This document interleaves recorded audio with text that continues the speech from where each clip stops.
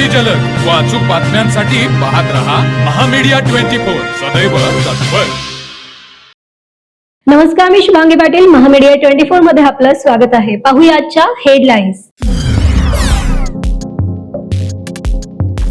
राज्यात 22 नगर अध्यक्षपदाच्या निवडणुका लांबणीवर, कायदेशीर सल्ला घेऊनच निर्णय। निवडणूक आयोगाचं स्पष्टीकरण। तर निवडणुका पुढे गेल्याने कोणताही परिणाम होणार नाही।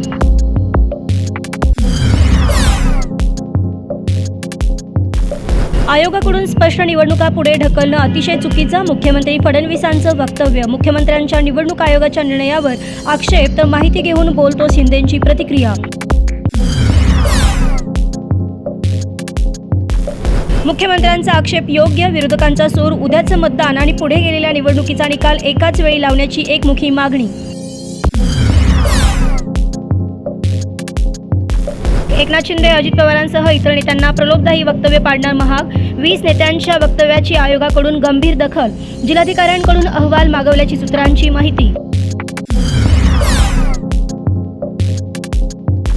राणे विरुद्ध राणे असं योग्य नाही, आपण सत्तेच्या बाजू असल्याचं फडणवीसांचं वक्तव्य।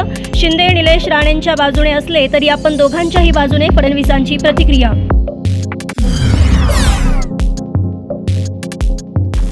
महायुतीतील वादात आता भाजपा हायकमांड मध्यस्थी करणार। नगर परिषद आणि नगरपंचायतीच्या निवडणुकीत दोन्ही पक्षातील वाद विकोपाला, विश्वसनीय सूत्रांची माहिती।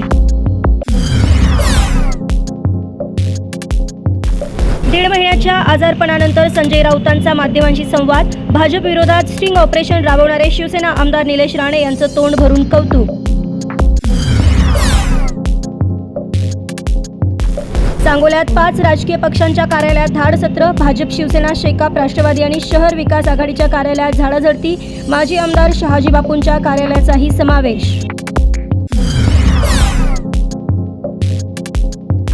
काँग्रेस खासदार रेणुका चौधरी आणि संसद परिसरात पाळीव कुत्रा आणल्याने वाद। भाजपा खासदार जगदंबिका पाल यांची कारवाईची मागणी।